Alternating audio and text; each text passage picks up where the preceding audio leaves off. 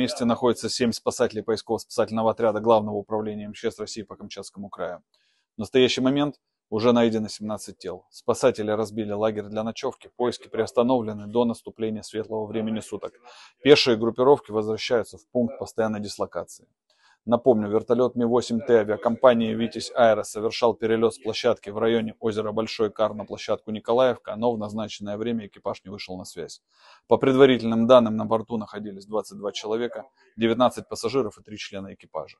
Для поисков пешим порядком привлекались спасатели Камчатского спасательного центра МЧС России, поисково-спасательных отрядов МЧС России, КГКУ, ЦОД, егери лесного хозяйства, спасатели региональной поисково-спасательной базы и волонтеры. Работать авиации не давала погода, на территорию Камчатского края оказывал влияние циклон, плотный туман, сильный дождь. На базе телефона доверия Главного управления МЧС России по Камчатскому краю работает горячая линия. Номер телефона 8 415 2 30 10 99.